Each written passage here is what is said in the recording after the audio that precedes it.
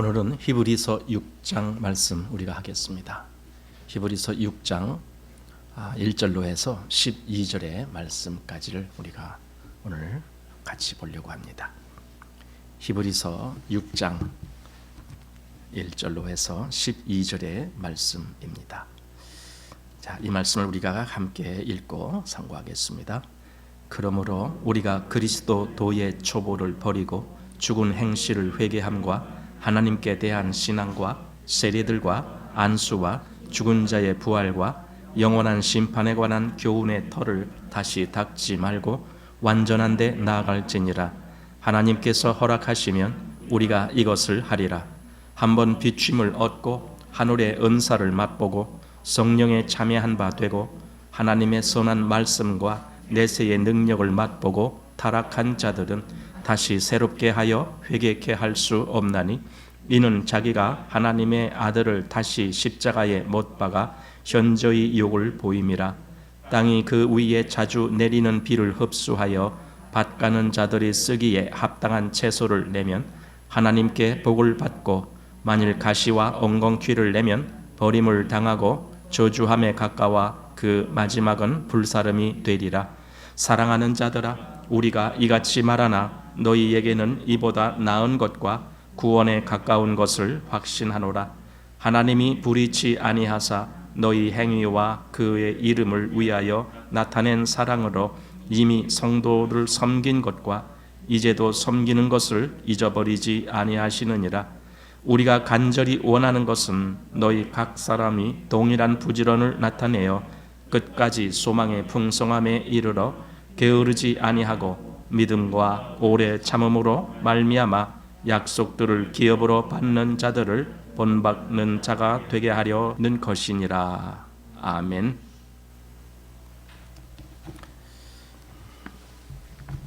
자, 오늘 히브리서 6장 말씀을 이제 또 시작합니다. 6장은 핵심 주제가, 여기서 우리가 6장 전체를 오늘 읽지는 않았지만 전체적으로 볼 때에 이런 것 같아요. 제일 먼저 2절 말씀에 나오는 완전한 데 나아갈지니라, 이제 이렇게도 말씀했고, 그다음 19절 말씀을 보면은 휘장 안에 들어가나니라고 하는 이런 말씀이 있습니다. 이런 말씀들이 굉장히 뭔가 어떤 큰 목적지에 도달되는 것 같은 이제 그런 느낌이 들게 하는 그런 말씀입니다. 이미 우리가 지난번 4장 16절에서 은혜의 보좌 앞에 담대히 나아갈지니라 라는 말씀을 우리가 보았습니다. 은혜의 보좌 앞에 담대히 나간다라는 말씀과 그리고 오늘 19절에 나온 휘장 안에 들어가나니 라는 말씀이 사실은 같은 의미를 말씀하고 있는 거거든요. 그래서 지금 히브리서는 계속 우리로 하여금 어느 위치에 이렇게 가기를 계속 이렇게 말씀하고 있는 거예요. 그냥 현재의 위치라든가 또는 오히려 뒤로 물러간다든가 이런 것이 아니라 우리가 앞으로 나가서 이 위치에 도달하자라고 하는 그런 강한 어떤 권면을 그렇게 해주고 있다라고 보여집니다. 그래서 오늘 히브리서 6장이 우리로 하여금 앞으로 나가게 하는 그런 말씀이다라는 생각을 하게 됩니다. 또 여기뿐만이 아니라 이제 이 뒤에 우리가 또 읽다 보면은 다른 장에서도 이제 이런 말씀들을 종종 보게 됩니다. 자, 한번 1절 말씀을 보시기 바랍니다. 그러므로 우리가 그리스도 도의 초보를 버리고 죽은 행실을 회개함과 하나님께 대한 신앙과 세례들과 안수와 죽은 자의 부활과 영원한 심판에 관한 교훈의 터를 다시 닦지 말고 완전한 데 나아갈지니라. 자, 여기 1절, 2절 말씀 사실 처음에 보면은 굉장히 좀 이상하다 이렇게 느껴지게 하는 그런 말씀이 됩니다. 왜냐면은 거기 나온 내용 중에 예를 들어 그리스도 도의 초보, 또 죽은 행실을 회개함, 또 하나님께 대한 신앙, 세례, 안수, 또 죽은 자의 부활, 또 영원한 심판에 관한 교훈, 이런 것들이 다 필요한 것 같고 다 유익한 것 같고 이렇게 여겨지는 말씀들인데, 이것을 버리고 이 교훈의 터를 다시 닦지 말고 완전한데 나아갈지니라 이렇게 말했기 때문에 이 말씀을 얼핏 읽으면 굉장히 좀 이상하다라고 여겨지게 하는 그런 내용입니다. 사실 그래서 이렇게 여러 그 성경 학자들의 해석도 일치되지가 않습니다. 약간씩 이렇게 좀 다른 내용을 말하는 것도 있고 그렇습니다. 그런데 이제 뭐 어떤 것이 정석이다라고 딱 찍기가 좀 모호한 그런 내용들이 거기 이제 있다는 걸 제가 읽어봤습니다. 그래서 어쨌든 우선 이렇게 우리가 좀 해석을 해야 됩니다. 제일 먼저 그 완전한 데 나아간다라고 하는 그 개념을 먼저 알아야 됩니다. 그러니까 이 앞에 어떤 걸 버리고 어떤 걸 다시 닦지 말고 그리고 뭐 어떻게 하자 그랬는데 결론은 완전한 데 나아가는 거예요. 이것이 결론이고 이것이 목적이라 해야 됩니다. 제가 좀 더우네요. 여러분들 안 덥습니까? 오늘은 날씨가 제가 이 우아기를 좀 벗겠습니다. 오늘은 제가 좀 열이 나나? 자, 아주 한결 편안합니다. 완전한 데에 나아가는 것이 목적이기 때문에 그 완전한 데까지 가는 그것을 방해하는 어떤 것들이 있다라면은 이것은 과감하게 이제는 내려놔야 되는 거예요. 이건 떠나야 되는 거예요. 우리 신앙에서 이걸 좀 잘 알아야 될 것 같아요. 그냥 이 현재 내가 닥친 이것이 어떤 것인가 여기서 막 이렇게 우리 보통 그러죠. 여기서 복닥거린다. 뭐 여기서 뭐 그냥 막 뒤치락 거린다. 뭐 이렇게 생각하는데 그러지 말고 내가 가야 할 목적지가 어디냐. 이걸 분명히 안다라면은 그럼 내가 지금 어떻게 해야 될까? 이것이 결정되지는 거예요. 내 목적지를 분명히 안다라면은 내가 지금 현재 어떻게 어느 길로 가야 될지가 결정이 되지는 거죠. 그래서 여기 목적지가 완전한 데까지 나가야 된다 이거죠.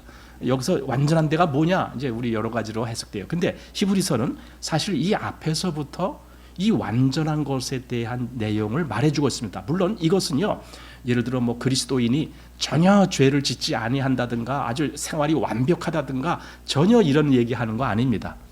그런 완전한 것을 이야기하지 않습니다. 그리고 또 사실 그리스도인이라 할지라도 그런 행위적인 그런 완벽함을 할 수 있는 것은 아니에요. 그리스도인도 다 그대로 때때로 흠이 있고 어떤 그 마음의 악한 성품도 나올 수도 있고 이런 것이 있기 때문에 우리가 더 정신 차리고 더 경계를 해야 될 필요가 있는 거죠. 우리가 그저 그리스도인 됐다라고 완벽하게 변했다라면은 아무 염려 없을 거예요. 그냥 가만히 잠만 자도 우리는 완벽한 대로 갈 거니까. 그러나 그런 그리스도인은 없습니다. 무단히 계속 그래서 성경에는 깨어 있으라라는 말을 하거든요. 깨어 있으란 말은 내 신앙이 정말 옳은 길을 가고 있는지를 참 살펴보라. 그리고 또 고린도후서 13장입니까? 너희가 믿음에 있는가? 너희 자신을 시험하고 너희 자신을 확증하라. 이런 말씀도 있잖아요. 그러니까 이렇게 계속 자기 신앙, 자기의 믿음 이런 것에 대해서 점검을 하고 그것을 살펴보고 이것이 옳은지 그른지 이런 걸들 이렇게 좀 관찰해보는 그런 것을 성경은 계속 말씀하고 있어요. 그래서 여기 완전이라는 개념도 사실은 어떤 우리의 절대적인 가치에 완전한 것이 아니라 신앙적인 가치의 어떤 분량, 이걸 보고 이제 지난주에 제가 장성한 분량 이렇게 우리가 나눴어요. 왜냐하면은 그 얘기가 요 앞에 나오기 때문에 그러거든요. 자, 그런데 이 앞에서 우리가 볼 때의 안식이라는 것도 우리가 좀 봤어요. 안식. 그래서 그 안식, 그의 안식에 들어간 자는 하나님이 자기 일을 쉬심과 같이 자기 일을 쉬느니라. 이것도 이미 어느 위치에 들어간 거죠. 그런 위치. 또 아까 말씀드린 뭐 은혜의 보좌 앞에 담대히 나갈지니라라고 하는 그런 말씀. 또는 예를 들어 여기 5장 14절에는 단단한 식물을 먹는 것은 장성한 사람이 먹는 거지 않느냐. 그러니까 신앙적으로도 그렇게 장성한 사람이 돼야 된다. 이제 이거죠. 이제 그런 의미에서 신앙인과 비교를 하는 거죠. 이 장성한 분량이라는 것을. 그래서 신앙의 깊이를 더해가는 그런 위치, 이제 이런 것을 여기서 말씀하고 있다. 그래서 이제 완전한 데 나간다는 것은 신앙적인 위치에서 그 어떤 충만한 위치까지 하나님이 뭔가 기뻐하실 만한 그 위치까지 우리가 다다르는 것을 여기서 그렇게 말씀하지 아니하였을까, 이제 이런 생각을 해봅니다. 자, 그런데 이제 한번 보십시다. 그 앞에 그러므로 우리가 그리스도 도의 초보를 버리고 그냥 그리스도의 도를 버리고 그러면 안 돼요. 그러면 큰일 나는 거예요. 그리스도의 도를 버리면 안 돼요. 그걸 항상 우리 마음에 있는 거예요. 십자가의 도가 멸망하는 자들에게는 미련한 것이고 구원은 우리에게는 하나님의 능력이 된다 그랬잖아요. 그러니까 우리에게는 항상 그게 있어야 돼. 그런데 여기서 말하는 것은요, 도의 초보라는 거예요. 초보라는 것은요, 뭔가 좀 그 시작할 때 뭔가 좀 아주 그 기초적인 뭐 이런 것을 말하는 것이다라고 보게 됩니다. 어쨌든 앞으로 나아가지 못하고 계속 그 초보, 그 처음 시작할 때 머물렀던 그 위치, 거기서만 계속 뱅뱅 도는 거예요. 어떤 가축, 그 전에 소를 집에서 기를 때 소를 밤새도록 외양간에 있다가 이제 아침에 소를 끄집어내갖고 뒷동산에 나무에다가 매놓거든요. 그러면 소는 하루 종일 그 자리에서만 뱅뱅뱅뱅 돌아요. 그 계속 그 밟은 자리가 표시가 나중에는 거기는 완전히 그냥 이렇게 그 산에 뭐 풀도 있고 그런데 그 소를 매놓은 자리는 이렇게 둥그렇게 여기 가운데 나무가 있고 거기다 매놓은 그 나무를 중심으로 이렇게 그 반경 뭐 몇 미터 뭐 한 2, 3m 뭐 이렇게 쭉 이렇게 원이 그려지는데 하도 왔다 갔다 해서 그 밑바닥은 완전히 그냥 진흙 범벅이 돼요. 그렇게 되는 거죠. 더 이상 못 나가는 거죠. 앞으로 나가질 못하죠. 그거예요. 그런데 그걸 버려야 나가요. 내가 뭔가 이렇게 매여 있는 자리가 있다면 그걸 끌어야 되죠. 그걸 끊어야 되죠. 그래야 나가는 것처럼 여기 도의 초보를 버리고, 여기 버린다라는 말은 그걸 이제 내려놔라 그 뜻이에요. 그걸 끝까지 이렇게 뭐 내가 지고 가야지 그러지 말고 그런 건 내려놔. 사실 우리는 뭔가를 이렇게 내려놓는다라는 것은요, 거기에 대해서 더 이상 불확실한 것이 없을 때 내려놓게 됩니다. 이것도 일종의 안식입니다. 여기 이미 그의 안식에 들어간 자는 자기 일을 쉰다 그랬잖아요. 쉰다라는 개념이 내려놓는다는 개념하고 비슷합니다. 그리스도 도에 대해서 계속 거기에 대해서 이렇게 좀 옥신각신하는 사람들은 그걸 못 내려놓습니다. 왜냐하면 아직도 불안하니까, 자기가 불안하니까. 그런데 이 확실한 그리스도의 이 도에 들어간 사람들은 더 이상 그것에 대해서 불안할 이유가 없기 때문에 이제 내려놓고 앞으로 나가게 됩니다. 자, 그리고 또 무슨 말씀인가 보십시오. 죽은 행실을 회개함과 하나님께 대한 신앙과 세례들과 안수와 죽은 자의 부활과 영원한 심판에 관한 교훈. 자, 이렇게 됐습니다. 자, 여기 죽은 행실을 회개함, 그 다음에 하나님께 대한 신앙, 이것은 하나님 앞에서 해야 되는 일들이고, 그 다음에 세례들과 안수, 이것은 사실 교회 내에서 성도들 간에 이것이 뭔가 상호 간의 어떤 그 교통 뭐 이런 거와 관련되어 있는 그런 거고, 그 다음에 죽은 자의 부활과 영원한 심판, 이것은 미래적인 어떤 종말론적인 그런 때를 바라보면서 지금 하는 말입니다. 이렇게 이런 것에 대해서 이게 다 초보적인 그거다라는 거예요. 그래서 그것에 대해서 더 이상 얽매이지 말고 이제 나가라 좀, 그거예요. 그것은요, 이거 다 그냥 모르겠다 팽개치고 가자 이것이 아니라 적어도 그런 것에 대해서는 확실한 근거를 바탕으로 갖고 나가라 그 뜻이죠. 그냥 앞으로 가라니까 이거 다 제대로 나한테서 다 이루어지지도 아니하고 소화도 안 됐는데도 불구하고 그냥 가라? 그럼 갈 수가 없는 거죠. 그러니까 완전한 데 나아갈지니라 한 것은 이런 것에 대해서 더 이상 거기서 매여 있지 않을 할 정도로 그것에 대해서 확실한 근거와 믿음을 갖고, 그리고는 그 다음으로 가라. 아마 그런 의미가 되지 않을까 그런 생각이 듭니다. 그러면서 3절에 이렇게 이어집니다. 하나님께서 허락하시면 우리가 이것을 하리라. 예, 앞으로 나아가는 것, 우리가 나아가라라고 했지만은 사실은 하나님이 허락하셔야만 되는 거죠. 하나님이 허락하셔야만 돼요. 사도가 고린도전서에서 이런 말씀을 했어요. 아볼로 얘기를 했습니까? 나는 뭐 씨를 뿌렸고 또 아볼로는 물을 주었으되 오직 자라나게 하시는 이는 하나님뿐이시니라, 이런 말씀이 있거든요. 그러니까 자라나게 하신다라는 것이 그분의 능력이고 그분의 역사라야 되는 거죠. 그럼 여기서도 마찬가지입니다. 여기서 이런 그리스도 도의 초월을 버리고 완전한 데 나간다. 그럼 이것은 분명히 신앙적인 진보를 이루는 것인데, 여기에 하나님의 역사가 아니면은 어떻게 그 일이 가능해지느냐? 물론 우리는 우리가 해야 될 일이 있어요. 이렇게 정말 완전한 데 나가기 위해서 우리가 해야 될 어떤 많은 일들이 있지만, 그런다라고 그것이 우리가 원하는 대로 다 되는 건 아닙니다.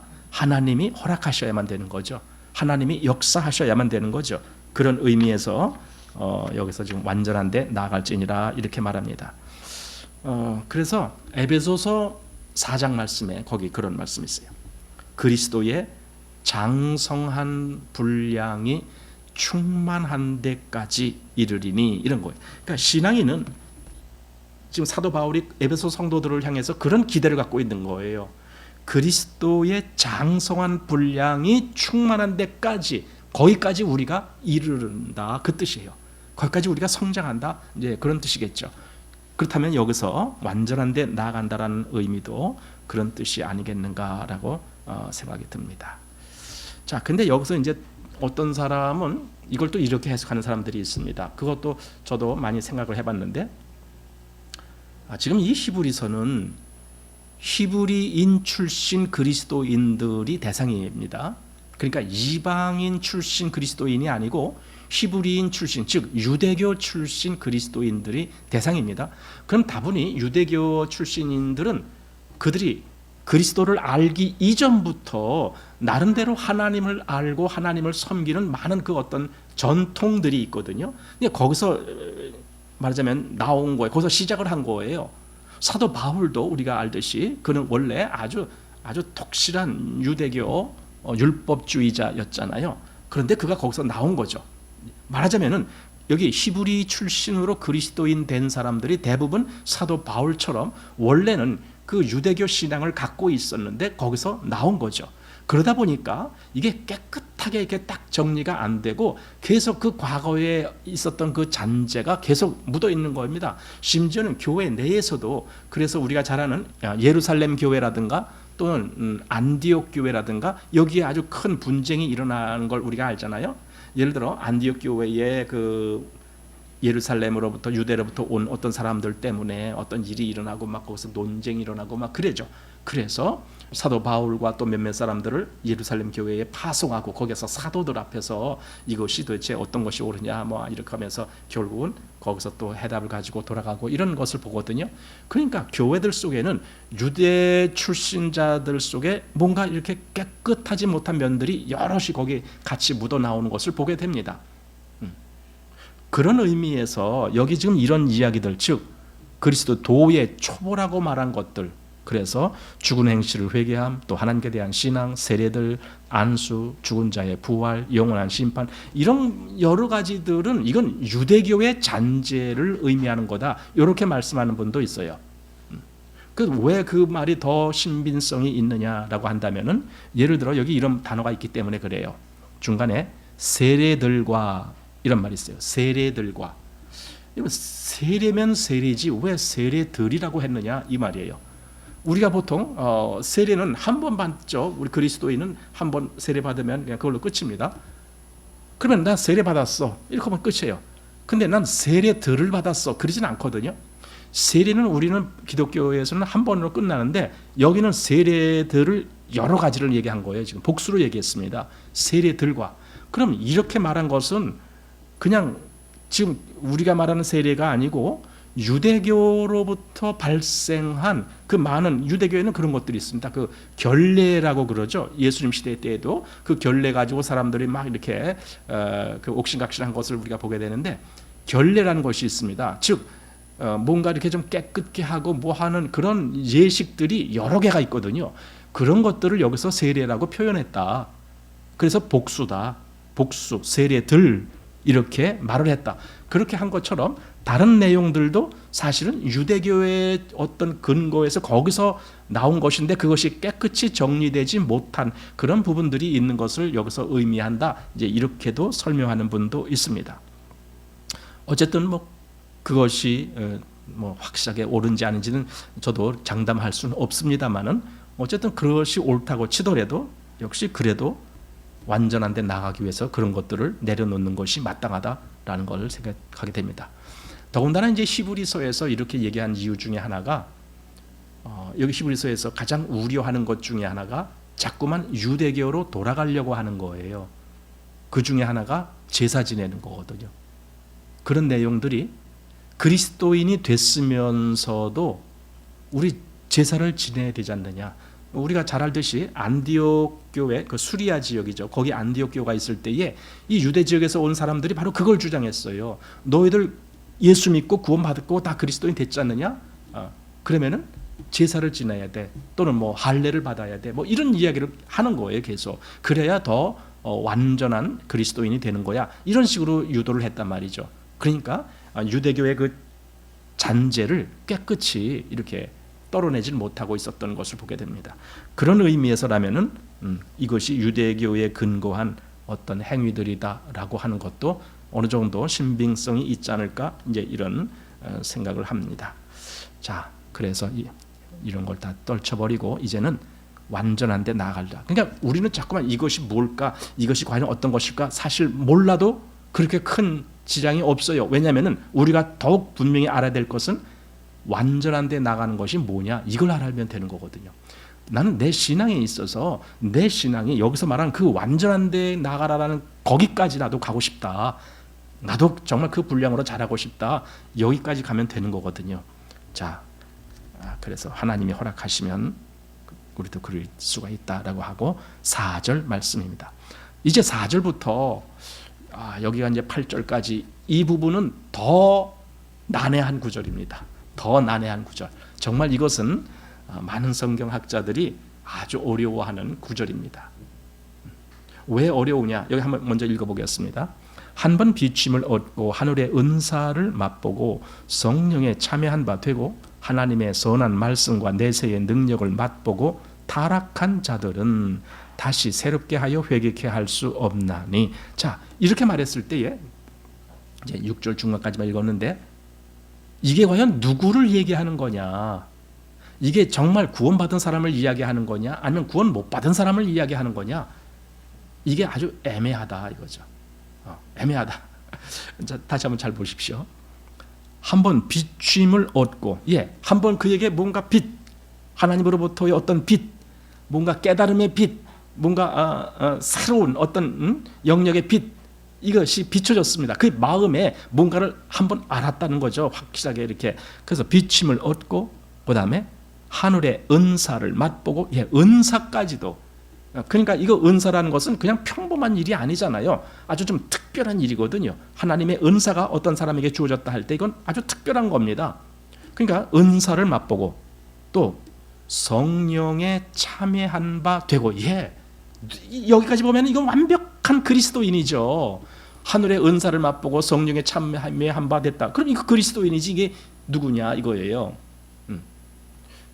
자, 그 다음에 하나님의 선한 말씀과 내세의 능력을 맛보고, 선한 말씀, 하나님의 말씀에 대해서도 이 사람은 관계가 있고, 또 내세의 능력,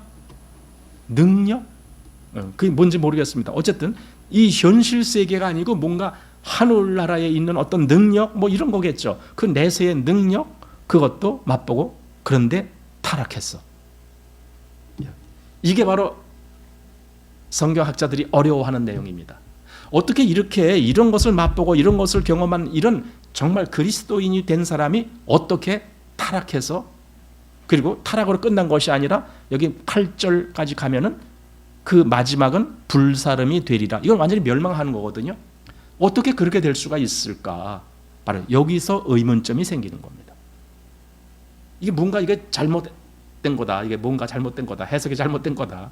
그렇게 해석할 수가 없다. 그래서 아주 난해한 그런 말씀으로 그렇게 보여집니다. 그래서 과연 이 4절, 5절 여기에 해당된 사람이 누구냐? 어떤 사람이냐? 그 사람이 정말 은혜를 받은 자인가? 아니면 적당히 은혜 받은 자, 흉내를 낸 자인가? 어떤 자인가? 제 생각엔 그래요. 이건 흉내가 아니에요. 그에게 진짜 이런 일이 있었어요. 진짜로 여기서 말한 이런 내용들이 진짜 있었습니다. 그럼 진짜 있었는데 어떻게 타락이 되느냐? 타락이 돼요. 그러면 아니 구원받은 사람이 그럼 타락되는가? 아닙니다. 이걸 좀 우리가 알아야 됩니다. 구원이라는 개념을 우리가 너무 쉽게 그냥 무슨 뭐 종이 쪽지 같은 하나 한번 딱 해놓고 요것만 뿅 뚫고 들어가면 구원이다 이렇게 해석하기 때문에 문제가 그래서 생기는 겁니다. 하나님의 구원은 그렇게 단순하지가 않습니다. 그냥 나 그거 알았어 이러고 구원받는 거 아닙니다. 구원에는요 구원의 확증이라는 것이 있습니다. 믿음의 확증이라는 것이 있습니다. 이 사람이 구원받았는지 안 받았는지 그 사람이 이 구원의 교리를 알았느냐 그거 가지고 판단하면 안 됩니다. 사실 구원의 교리만 알아도 사람들은 기뻐요. 예수님이 날 위해 죽으셨대. 나 이제 구원받았어. 이런 사람들이 있거든요. 그런데 그 사람이 진짜 구원인지 아닌지는 그걸로 확증이 안 됩니다. 좀 기다려 봐야 돼요. 기다려 본다는 게 뭔가? 그 사람이 믿음으로 사는 삶이 나오는가 이거예요. 성경에 분명히 그렇게 말씀했거든요. 오직 의인은 믿음으로 말미암아 살리라. 이래요. 믿음으로. 그러니까 머리에서 어떤 교리적인 지식을 깨달은 것이 구원이 아니라 이 사람이 믿음의 삶이 됐는가, 즉 삶이 바뀌었는가 이거예요. 삶이 바뀌었는가. 사실 회개라는 개념은 머리에서 하는 것이 아니라 그의 인격 전체가 돌이켜지는 것이 회개예요. 그러니까 삶이 바뀌는 거예요. 삶이 믿음을 따라 사는 삶이냐 이거죠.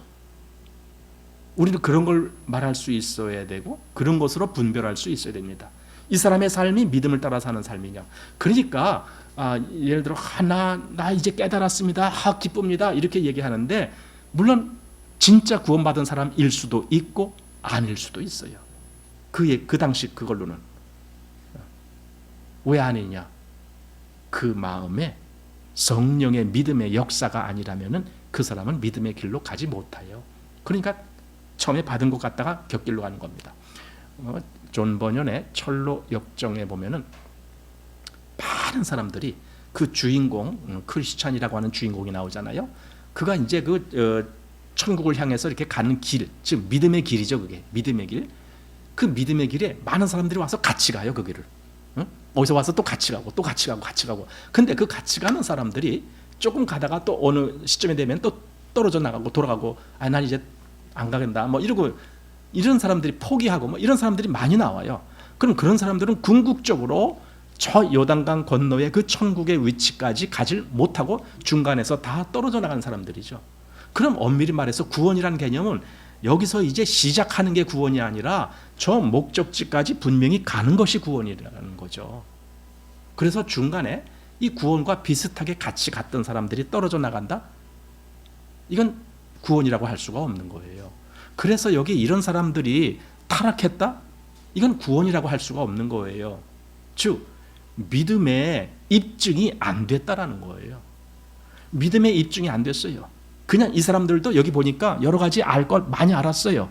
한 번 비침을 얻고 하늘의 은사를 맛보고 성령에 참여한 바 되고 하나님의 선한 말씀과 내세의 능력을 맛보고 그리고 타락했다. 이렇게 됐잖아요. 그러니까 굉장히 뭔가 아주 신령한 그런 것들도 어느 정도 다 이렇게 맛을 봤어요. 이 사람이. 그런데 타락했어요. 아마 이걸 우리 이제 특별히 장로교회에서 칼빈 그 신앙을 굉장히 이렇게 선호하거든요. 장로교회가 그렇습니다. 장로교 시작이 칼빈부터 시작됐으니까. 그래서 장로교회에서는 그겁니다. 이 뭡니까? 그 칼빈주의 5대 교리라고 하는 거기에 이제 그 하나님의 역사, 그건 전적으로 하나님의 역사예요. 칼빈주의 5대 교리는 하나님의 역사가 사람에게 미치는 그것을 5가지로 말한 것인데 거기에 예를 들어 뭐 전적 타락 뭐 이런 것도 있지만은 하나님 한번 구원하시면은 이건 절대로 다시 돌이켜지지 않은 완벽한 구원이다. 무슨 은혜? 내가 이렇게 피할 수 없는 은혜 뭐 그런 의미인데 그 용어가 있는데 뭐 그런 거. 그다음에 또 뭐 성도의 견인이라는 것이 있습니다. 견인이라는 것은 정말 구원받은 사람은 그가 겪는 어떠한 어려움과 환난이 온다 할지라도 끝까지 그 길을 간다. 이제 이런 것이에요. 왜냐하면 하나님이 그를 이끌어 주시기 때문에 그렇다. 성령님의 역사가 이런 것이다. 이제 이런 것들이 칼빈주의 5대 교리라고 하는 곳에 나옵니다. 거기에 적용한다라면은 만약에 이 앞에 이런 사람이 정말 하나님의 뜻에 의해서 구원으로 인도받는 사람인데 그가 타락했다? 그러면은 칼빈주의 5대 교리가 다 망가지는 거예요. 물론 칼빈주의 5대 교리가 뭐 그게 중요하다 그 얘기는 아닙니다. 사실은 칼빈주의 5대 교리가 성경에서 나온 거거든요. 성경을 정리한 거거든요. 그래서 우리가 거기에 주목하는 거거든요. 그러니까 이렇게 한번 비침을 얻고 타락한 자들은 다시 새롭게 하여 회개케 할 수 없나니. 그러니까 이 사람은 완전히 멸망으로 간다 그 뜻이에요. 다시 회개가 안 되니까. 어떻게 그럴 수가 있을까? 그래서 어떤 책을 보면 이런 말씀도 있어요. 이것은 잉태는 되었으나 출산을 하지 못한 경우다. 그거 보고 뭐라고 부르더라고요? 무슨아? 잉태되는데 출산 정상으로 출생을 하지 못하고 중간에 사산하는 경우, 사생자 그런 경우다. 이게 그렇게 얘기하는 사람들도 있더라고요. 어쨌든 이걸 설명하려니까 어떤 예를 들려니까 이제 그렇게 한 거예요.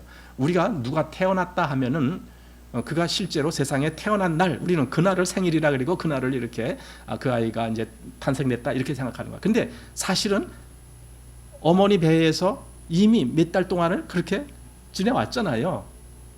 그건 또 어떻게 그럼 해석할 거냐 이거예요. 그럼 처음 잉태된 그때부터 그 생일이다 뭐 이렇게 잡을 건가? 그럴 수가 없잖아요. 어쨌든 그런 경우처럼 이것이 이제 그런 식으로 여러 가지를 뭔가 경험하는 것 같지만 실제적으로는 그것이 안 된 경우를 얘기한다. 그래서 어떤 예를 드냐면은요, 마태복음 13장에 보면은 그 예수님이 여러 사람들에게 그런 설명을 해주는 대목이 나옵니다. 밭에 대한 말씀할 때 네 가지 밭에 대한 말씀을 하십니다. 첫째로 길가, 두 번째로 돌밭, 세 번째로 가시덤불, 네 번째로 좋은 밭.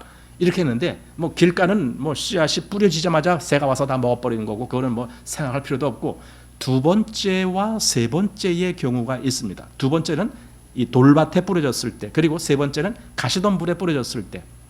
돌밭에 뿌려졌을 때의 그 씨앗이 그래도 약간의 거기 뭐 돌 사이에 이런데 뭐 습기가 좀 있으면은 싹이 나는 거예요. 싹이 났어요. 그런데 싹이 났다는 것은 그 뿌리가 처음에 돋았다는 뜻인데, 그 뿌리가 빨리 물기를 계속 빨아들일 수 있으면 그 다음에 위로도 가지가 올라올 텐데 이게 돌밭이기 때문에 물기가 없는 거예요. 그러니까 낮에 해가 딱 뜨는 때가 되면은 더 이상 뻗당기질 못하고 말라버리는 거죠. 죽는 거죠. 이런 경우. 그런데 성경은요 뭐라고 했냐면 그가 말씀을 들을 때에 기뻐했다라고 되어 있어요. 그 말씀을 기뻐서 받아들였다고. 그것은 이제 가시덩굴 그 가시 떨기는 거기에 떨어진 씨도 똑같습니다. 그 경우도 처음에는 아주 말씀을 즐겁게 받으나 그러나 뭐 재리의 염려와 뭐 이 세상 뭐 이런 것 때문에 결국은 막혀서 결실치 못하는 자다라고 그렇게 되어 있습니다. 그러니까 이 두 경우, 즉 두 번째 밭과 세 번째 밭의 경우, 그 경우가 바로 여기 히브리서 6장에 있는 이 사람들의 경우로 비유할 수 있지 않느냐, 이제 이렇게 이야기들 합니다.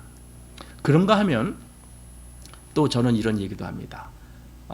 그 가룟 유다라고 하는 사람이 있습니다. 예수님을 판 사람입니다. 그런데 그가 나중에 예수님을 파는 것이 완전히 드러나기 그 이전까지는 다른 제자들과 똑같이 행동을 했어요. 거의 비슷하게. 심지어 그에게도 은사가 주어졌어요. 능력이, 하늘의 은사가. 그 얘기 한번 볼까요? 여기 한번 보겠습니다. 마가복음 6장 말씀 보시기 바랍니다.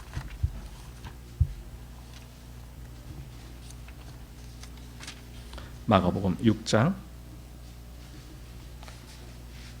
7절 말씀 보시기 바랍니다. 12 제자를 부르사 둘씩 보내시며 더러운 귀신을 제어하는 권세를 주시고, 보세요. 12 제자라 그랬습니다. 11제자가 아니고 12 제자예요. 그러니까 거기에 가룟 유다도 포함되어 있습니다. 그런데 그들에게 이제 둘씩 가라고 이렇게 파송을 합니다. 그런데 그들에게 더러운 귀신을 제어하는 권세를 주시고 이렇게 했습니다. 귀신들을 제어하는 은사를 주신 거예요, 한마디로. 그럼 가룟 유다도 이 은사를 받은 거예요. 성경은 이 12명에게 다 그런 은사를 주셨다라고 기록하고 있기 때문에 그렇습니다. 또 어떤 곳에 보면은 70인을 파송할 때에도 그들에게 이 귀신들을 쫓아내는 이런 권세를 줘갖고 그들이 나중에 돌아왔고는 귀신들이 주님의 이름으로 복종하더라이다 뭐 이런 거 갖고 자랑하고 막 기뻐하고 그랬던 그런 내용도 나옵니다. 당연히 거기도 이 12제자가 포함되어 있었을 것이다 라고 생각이 됩니다. 그러니까 가룟 유다라고 해서 은사에서 제외됐다가 아닙니다. 그도 은사를 받았습니다. 사실은 은사가 그래서 사람의 그 영원한 생명을 받은 것이다라는 증거가 될 수가 없다라는 겁니다. 은사는. 그리고 나중에 고린도 교회라든가 이런 교회에 보면은요, 은사가 얼마나 많이 남발됐는지 몰라요. 그런데 그 줄 속에 얼마나 많은 잘못된 신앙들이 거기에 있는지 그걸 사도 바울이 다 말씀을 해주고 있습니다. 은사는 많지만은 그 중에 진짜 하나님 앞에 바르게 쓰임 받는 사람은 얼마나 적으냐. 그러니까 은사가 다 쓰임 받는 게 아니에요. 은사가 있지만 그것이 오히려 교회를 어지럽게 만들어요. 잘못된 은사가 그래요. 교회를 어지럽게 만들어요. 그래서 사도가 교회를 이렇게 질서 있게 만들기 위해서 그 은사들에 대해서 사도가 아주 강하게 아주 통제하는 그런 심지어 방언 같은 것도 1만 마디 방언하는 것보다 차라리 깨달은 마음으로 5마디 말을 하는 것이 더 유익하다. 뭐 이런 거. 또 교회에 덕이 되지 아니하면은 그러면은 하지 말아라. 이런 얘기라든가. 이게 사도가 그때 은사를 말하면서 계속 은사를 절제하고 통제하고 이렇게 하는 그런 것을 말씀했습니다. 왜냐하면 그것이 하나님의 역사가 아니기 때문에 그래요. 여러분, 은사가 다 하나님의 역사가 아니라니까요. 은사가 주어졌는데 그 은사를 가지고 그 다음에 사람들이 임의대로 막 쓰는 거예요. 그럼 그건 은사가 아니에요. 그때 그러니까 그것은 시작은 하나님의 은사였다라고 말할 수 있지만 지금 사용하는 단계에 와서는 이 사람이 자기 마음대로 사용하는 거예요. 그리고 저는 그런 경우를 너무나 많이 봐요. 제일 흔하게 하는 은사가 방언, 예언 뭐 그런 겁니다. 근데 제가 옆에서 아무리 봐도 그건 복음과도 전혀 관계없고 하나님 말씀과도 전혀 관계없는 그런 방언, 예언 그런 것들을 하고 있어요. 그걸 뭐에 써먹어? 근데 그건 막 사람들이 그러고 있습니다. 이건 뭡니까? 사람들이 자기 임의대로 막 은사를 행사하는 거예요. 그러니까 그것은 하나님의 이 복음에 유익이 되는 것이 아니라 오히려 더 방해가 되는 거죠. 그런 경우도 얼마든지 있습니다. 그래서 여기 지금 히브리서 6장에 나오는 이 사람들 뭐 은사를 맛보고 성령에 참여 안 받고 그랬다 치더라도 그 사람은 타락할 수가 있다. 타락할 수가 있다. 왜? 이런 것들에 대해서 그냥 맛보는 거예요. 예를 들어 하나님이 이런 말씀도 하셨어요. 하나님이 비를 내리실 때에 뭐 선한 자에게만 비를 내리시느냐? 악한 자 선한 자 가리지 않냐고 하나님은 그냥 여기저기 다 비를 내리셔요. 어쩌면은요 은사라는 것도 그런 것일 수도 있어요. 그런데 그 은사를 받은 사람이 합당하게 그것을 사용한다면 참 좋겠지만 그렇지 아니하고 남발을 한다거나 그러면은 이건 이상한 겁니다. 그래서 요즘 그 은사를 보면은 많은 경우 여러분들도 그런 얘기 들었을 겁니다. 뭐 어디 가서 뭐 어느 기도원에 가서 또는 어느 집회에 가서 뭐 어느 목사 뭐 한테 뭐 이렇게 뭐 은사가 뭐 받았다느니 어쩌느니 이런 얘기들 종종 하거든요.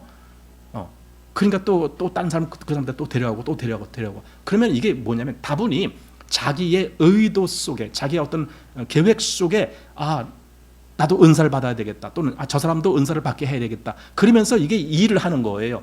이 사람한테 가야 은사가 주어져. 이 사람한테 가야 뭐 할 수 있어. 이렇게 되는 거예요. 그러면 이거는 자기가 계획하고 자기가 만들어가는 거 아닙니까?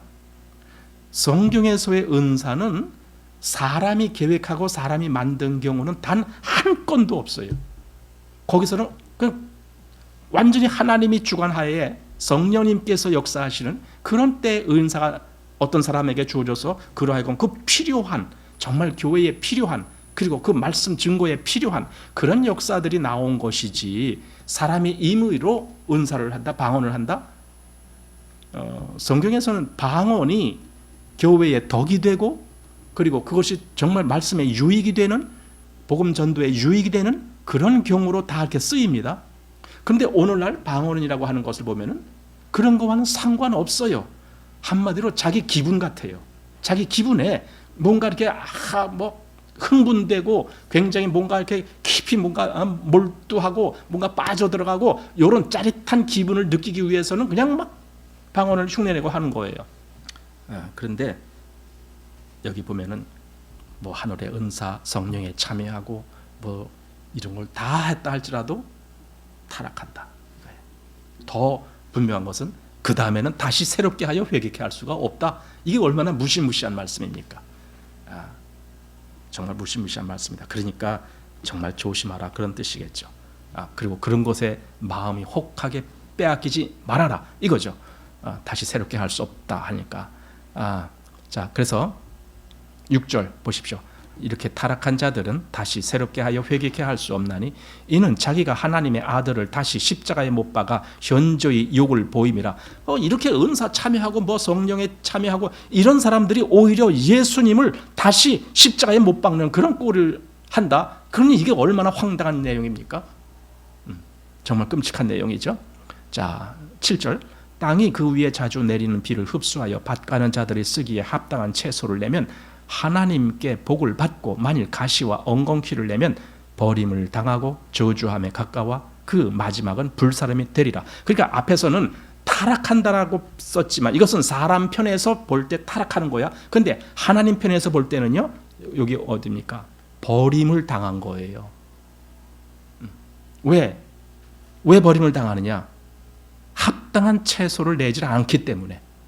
즉 하나님의 은사나 하나님의 어떤 역사 이런 은혜 여기에는 하나님이 합당한 어떤 것을 바라시는 것이 있습니다. 이스라엘에게도 똑같습니다. 이스라엘이 이제 하나님 말씀하실 때 이사야서 같은 데 보면은요, 거기 그런 말씀이 나와요. 하나님이 아주 그 좋은 밭에다가 아주 극상품 포도나무를 심었다. 왜 심었느냐? 좋은 열매를 얻으려고 심었다. 그런데 뭘 맺었어요? 들포도를 맺었다 이거죠.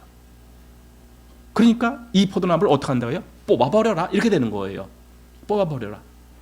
지금 여기서 이 경우가 똑같이 그렇게 되는 거 아닙니까? 예를 들어 어떤 사람이 정말 은사를 받았다. 예, 그럴 수 있어요. 정말 남들보다 특별한 은사를 받았어. 그럼 그거를 합당하게 쓰느냐? 즉 하나님 앞에 여기 분명히 하나님이 기뻐하는 그런 합당한 채소를 내느냐? 땅에 합당한 채소를 내야죠. 마찬가지로 이 은사 이런데 이렇게 성령의 능력에 참여하고 이런 사람들이 있다면 그가 이 합당한 은사에 참여하고 그래야죠. 합당한 하나님의 열매에 참여하고 그래야죠.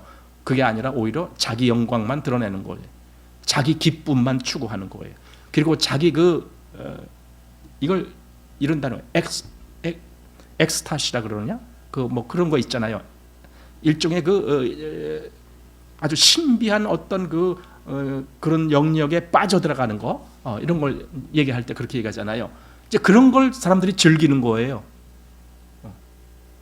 말하면 일종의 이 현실의 이 냉정한 이성의 생각하에서는 하나도 재미가 없어. 그러니까 어딘가에 이렇게 푹 빠져서 몰입해서 자기도 모르게 그냥 무슨 저 하늘을 떠다닌 것 같은 이건 일종의 마약과 같은 그런 결과거든요. 그런 것을 그렇게 사람들이 추구하는 겁니다.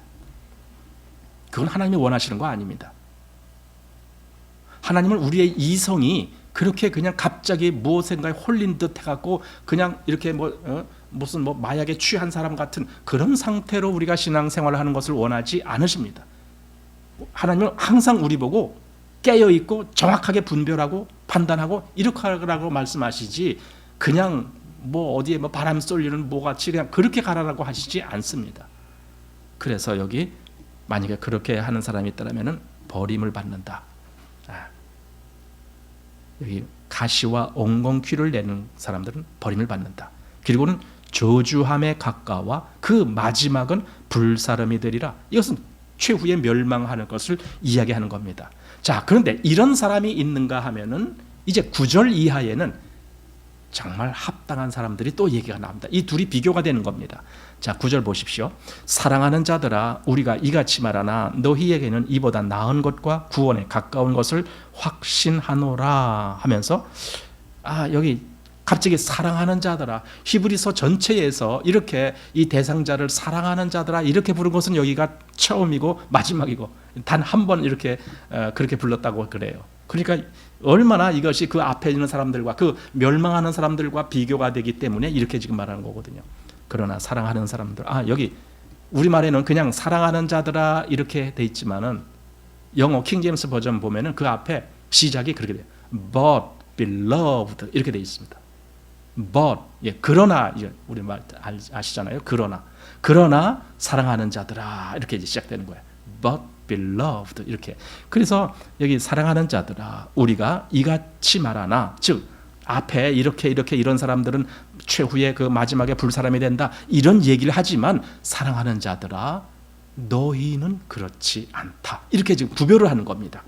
자, 너희에게는 이보다 나은 것과 구원에 가까운 것을 확신하노라. 여기 너희라고 불렀습니다. 이것은 그냥 그냥 아무나 너희라고 부르지 않습니다. 예수님이 어떤 대상자를 부를 때에도 구별하십니다.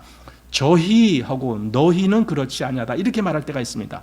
저희에게는 이렇게 하나 너희에게는 또 그렇지 않다. 이렇게 뭔가 저희라는 사람은 일반적인 어떤 다른 사람들을 부를 때 저희라고 얘기하고, 너희는 뭔가 주님의 그때는 주님의 제자들 또는 주님을 믿는 사람들 뭐 이렇게 주님 편에 있는 사람들을 너희라고 부릅니다. 그래서 여기서도 보면은 너희에게는 이보다 나은 것과 구원에 가까운 것을 확신하노라 이렇게 되어 있습니다. 자, 10절 말씀.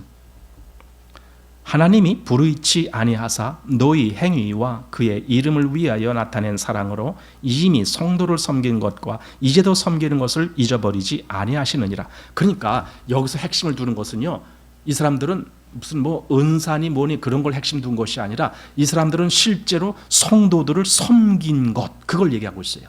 이건 말하자면 헌신이죠. 헌신, 신앙의 헌신, 믿음의 헌신이고 교회의 헌신이고 그런 걸 이야기하는 거예요.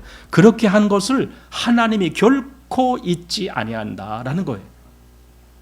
하나님이 결코 그것을 잊지 않으신다. 그래서 11절 우리가 간절히 원하는 것은 너희 각 사람이 동일한 부지런을 나타내어 끝까지 소망의 풍성함에 이르러 게으르지 아니하고 믿음과 오래 참음으로 말미암아 약속들을 기업으로 받는 자들을 본받는 자 되게 하려는 것이니라. 이것이 지금 히브리서 기자가 강력하게 그 사랑의 대상자, 사랑하는 자들아 하니까 그 사랑하는 대상자들에게 원하는 바입니다.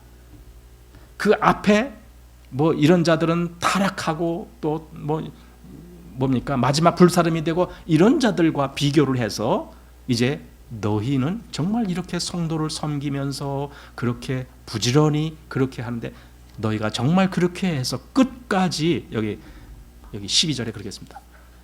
믿음과 오래 참음으로 말미암아 약속을 기업으로 받는 자들을 그들을 본받는 자 되게 하려고 한다. 나는 그런 마음으로 지금 이 히브리서를 기록하고 있다. 또 나와 같이 있는 모든 믿음의 형제들도 나와 똑같은 마음으로 지금 너희들을 향해서 그런 마음을 갖고 있다. 너희들이 이렇게 바른 신앙을 본받는 자 되게 하기를 그걸 원하고 있다라고 여기 지금 히브리서 기자가 그렇게 말하고 있는 겁니다. 그러니 이렇게 너희는 하면서 이 뒤에 9절 이하에 말한 것을 보니까 이 앞에 그 앞에 예를 들어 4절부터 8절까지의 여기에 해당된 사람은 이건 정말 아닌 사람들이구나가 더 분명해지는 겁니다. 그러니까 여기 지금 사랑하는 자들아 너희에게는 할 때 이 사람들과는 완전히 다른 사람들이다라는 것을 보게 됩니다. 이 둘을 비교하고 있으니까요. 그래서 최종적으로는 그런 사람들은 구원받지 못한 사람들이다. 이제 우리 이렇게 생각하게 돼요. 최종적으로는. 그러나 이것이 개개인적으로 어떤 중간에서 그 단면을 잘라볼 때는 그 사람이 구원인지 아닌지 모를 수도 있어요. 모를 수도 있어요. 여기 아까 그랬잖아요. 8절 그 중간 보면은 그 마지막은 이렇게 마지막 때 가봐야 결론이 나는 거예요. 중간엔 잘 모를 수가 있어요. 어떤 사람은 아주 굉장히 신앙적으로 남들한테 굉장히 이렇게 인정받고 잘한다라고 그렇게 여김받을 수도 있어요. 하지만 마지막에 가보라는 거예요. 마지막에 가봐야죠. 거기서 어떻게 될 건지. 그 심판대 앞에 서봐야죠. 백보자 앞에 쓸 건지 그리스도의 심판대 앞에 쓸 건지 하여튼 가봐야죠. 어느 쪽에 가는지 그 하나님만이 아시겠지만 그 사람들하고 이 뒤에 사랑하는 자들아 한 이 사람들하고는 다른 거다. 여러분, 우리는 어느 쪽에 있습니까? 어느 쪽에 있습니까? 여기 사랑하는 자들아 여기에 포함되어 있습니까? 예, 그럼 이 마지막에 분명히 이 약속을 기업으로 받는 이것을 우리도 본받는 거예요. 약속을 기업으로 받는 것을 본받는다. 우리도 그렇게 된다 그 뜻이에요. 약속, 즉 우리가 믿는 약속, 하나님이 우리에게 주신 약속, 그것이 기업으로 받는다는 것은 우리에게 실제적으로 이루어진다 그 뜻이에요. 그렇게 되는 거예요. 그러면은 이 둘이 얼마나 크게 이렇게 나눠지는가. 그리고 여기 약속을 기업으로 받는 자들을 본받는 자 되게 하려는 것이다 하놓고 13절로 넘어가면은 하나님이 아브라함에게 약속하실 때 하면서 약속 얘기가 또 나오는 겁니다. 이것은 우리가 다음 주에 볼 겁니다. 그래서 오늘은 12절 말씀까지 해서 약속을 기업으로 받는 자들을 본받는 자 되게 하려고 지금 이 히브리서 기자가 이 글을 기록하고 있다라는 겁니다. 아마 여러분들에게도 동일한 그런 마음이 될 줄 압니다.